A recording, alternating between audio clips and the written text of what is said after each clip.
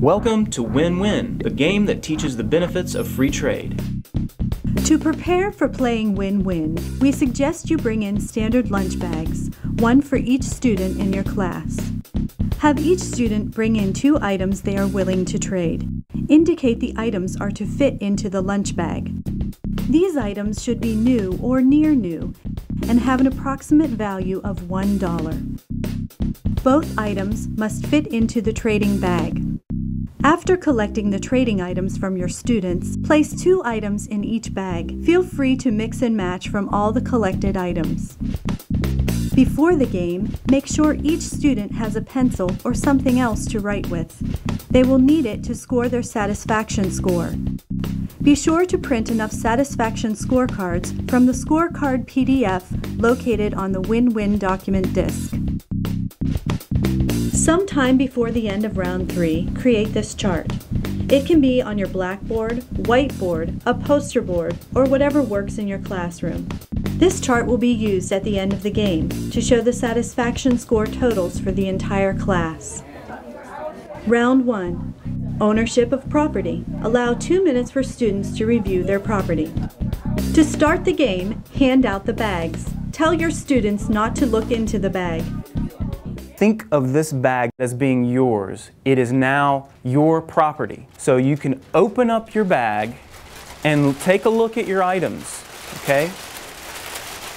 On the round 1 cards, I want you to consider how much you like the 2 items you have. And I want you to rate each item on the scorecard. So you have something and you decide, I really don't like this that much. I wouldn't have very much fun with it. I don't have any use for it, and nobody in my family likes it. I'm going to give it a 0. I think it stinks. Now, others of you may have items that you really like and you think are really cool, and you may want to score that item a 4 or a 5. 2 minutes later. Consider the toys you have. Think about how much you like them, whether it's a toy or whatever item you have. Make sure you write down that score, okay? To write down your scores, make sure you score each item for round 1. Round 2. Restricted trade. Trading time, approximately 4 minutes. That was the end of round 1. Now the fun really begins. But there are some restrictions on what you can do, so listen carefully. In round 2, everybody at your group, at your table group here, are your trading partners, okay? So when I tell you to go, you get to trade with anyone around you right here in this table group. No one else. Just this table, okay? Ready, set, trade.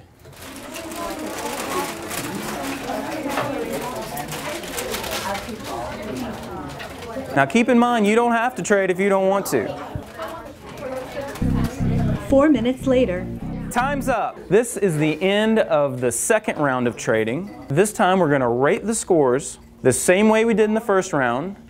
If it stinks, you're going to give it a 0. If it's great, you're going to give it a 4 or a 5. And if it's somewhere in between, you have 1, 2, and 3. Rate each item you have. If you ended up with more than 2 items, by virtue of some clever entrepreneurs in the class, I want you to go ahead and rate those top 2 items, the ones you like the most. Okay?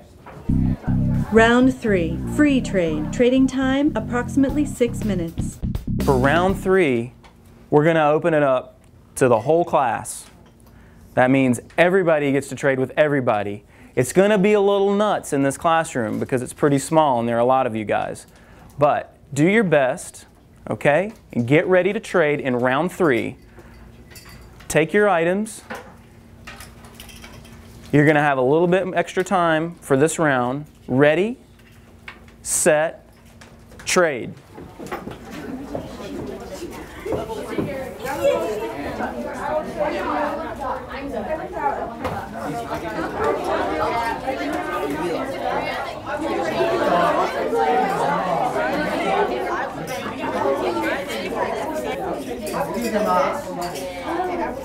Wait. 6 minutes later. Okay, time's up. Everybody find your seats. You're going to do the exact same thing with these round 3 scorecards, rating your items. If you ended up with more than 2 items, go ahead and rate those top 2 items, the ones you like the most. Okay, now let me ask you guys a question. Raise your hand if you're better off now than when we started the game. Raise your hand if you're more satisfied with the items you currently have than when we started the game. It's time to total the class's satisfaction scores for each round. Have students help total the scores. By now, you should have your satisfaction score chart created and displayed for your class to see. For round 1, the grand total satisfaction score for the class was 112. After 2 rounds of trade, where you opened up the trade just to the people in your small group, the final score was 146. And after 3 rounds of trade, you guys bumped the score up all the way to 164. And that's why we call the game win-win. Everybody was made better off from trading. Win-win is a game that's been used successfully around the country to teach the benefits of free and open trade. And as you saw here today, we had a great time with hands-on, real-life fun with open trade. We hope that you in your classroom will give it a top satisfaction score. Okay, hopefully you've run the game successfully. What's next? A great place to start is a question and answer period in which you discuss what happened in the game. Here's a list of discussion objectives we call the 5 Ps. We hope you'll share your own learning objectives as well. Learning objective 1 is property. Without property ownership, there can be no trade. People either fight over resources or race to exploit them. Ownership is a precondition of trade. Learning objective 2 is personal preference. We learn that people value different things, well, differently. If we didn't value things differently, it would be a lot harder to trade. But because some people like, say, lip gloss more, and some like cards more, it's easy to find mutual satisfaction. As we say, it's win-win.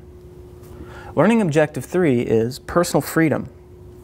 We can see that the more choices people have, the easier it is to find personal satisfaction in the marketplace. Freedom of choice is essential for open trade. Learning objective 4 is protectionism. We learn that barriers to trade limit our options and thus our ability to satisfy our wants and needs. The more people there are to trade with, the easier it is to prosper.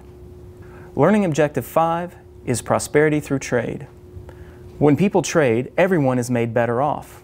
Trade is not zero-sum, which means someone is made worse off. Trade is positive-sum, which means everyone is made better off. Prosperity is the product of trade. Let us know about your experience. For more classroom ideas, visit us at isit.org.